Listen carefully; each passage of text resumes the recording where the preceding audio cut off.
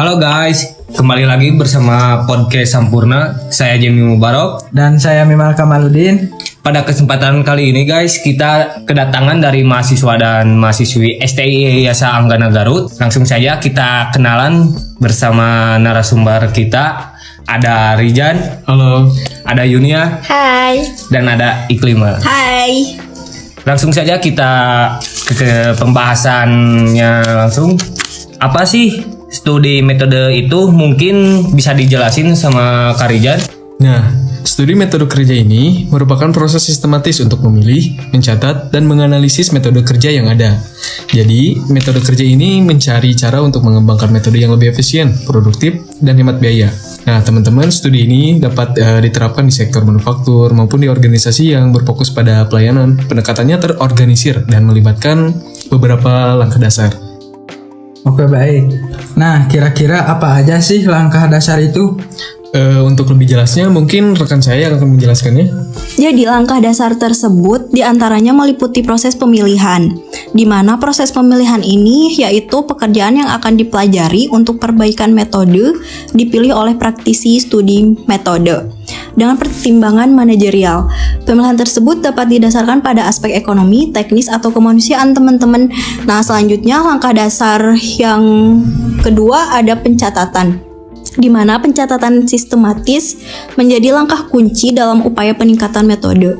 Saat mencatat di tata letak yang ada, selain menggunakan bagan dua jenis diagram, umumnya digunakan diagram alir dan diagram string. Jadi maksudnya tuh dalam pencatatan metode ini ada dua jenis bagan yang bisa kita gunakan, yaitu diagram alir dan diagram string.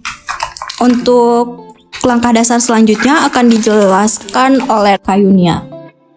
Baik, selanjutnya dalam beberapa langkah itu ada langkah pemeriksaan, yaitu pemeriksaan kritis yang berfokus pada generasi ide-ide inovatif. Tahapan pengembangan dan pemilihan melibatkan proses penyaringan ide-ide yang muncul dari tahap pemeriksaan kritis.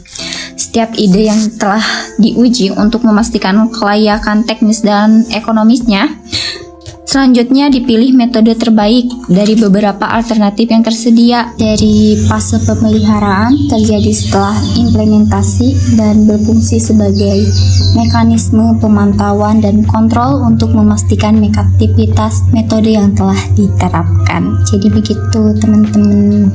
Oke, jadi guys, untuk pembahasan metode kerja yang bisa saya simpulkan dari atas penjelasan rekan-rekan saya.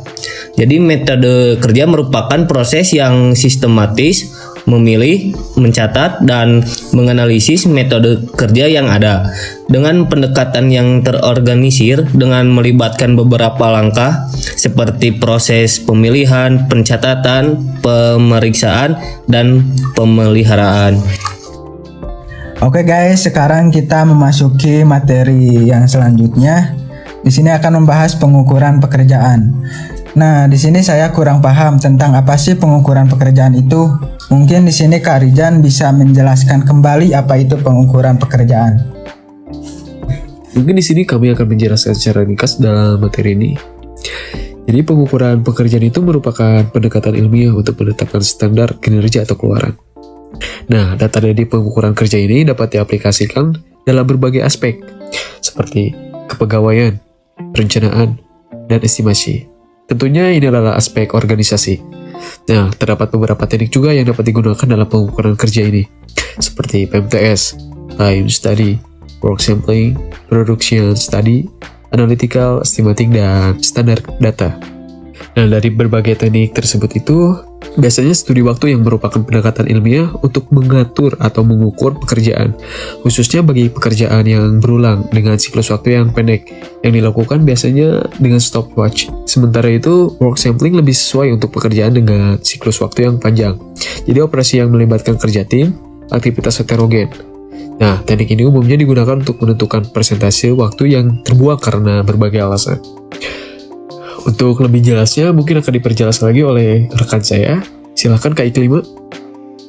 Nah, dari penjelasan yang telah dipaparkan oleh Kak Rijan barusan, dalam pengukuran pekerjaan ini juga terdapat insentif, di mana insentif ini merupakan suatu bentuk dorongan yang diberikan kepada karyawan untuk meningkatkan kinerja. Dorongan tersebut dapat berupa insentif non-finansial dan semi-finansial. Mungkin teman-teman nggak asing ya sama bahasa non-finansial atau semi-finansial. Saya yakin teman-teman semuanya udah pada tahu ya apa itu semi-finansial atau finansial. Selain itu, ada berbagai skema insentif yang dirancang dengan tujuan tertentu, seperti meningkatkan produksi atau mengurangi pemborosan. Secara garis besar, skema insentif dapat dikelompokkan menjadi insentif individu dan insentif kelompok. Dengan skema insentif ini sendiri, kelompok menawarkan sejumlah kelebihan dibandingkan insentif individu. Untuk penjelasan lebih spesifiknya, bisa dijelaskan oleh Kak Yunia. Baik, terima kasih Iklim. Jadi skema insentif yang ideal harus mudah dijalankan, minim administrasi, dan memberikan pembayaran sesegera mungkin sesuai dengan upaya karyawan tersebut. Skema tersebut harus didasarkan pada standar kinerja yang ditetapkan secara ilmiah dan tidak boleh diubah kecuali ada perubahan signifikan pada metode tersebut, peralatan atau bahan yang digunakan. Skema insentif juga harus memberikan mekanisme pemeriksaan yang internal dan memiliki klausul yang melindungi kepentingan kedua belah pihak, baik pekerja maupun manajemen.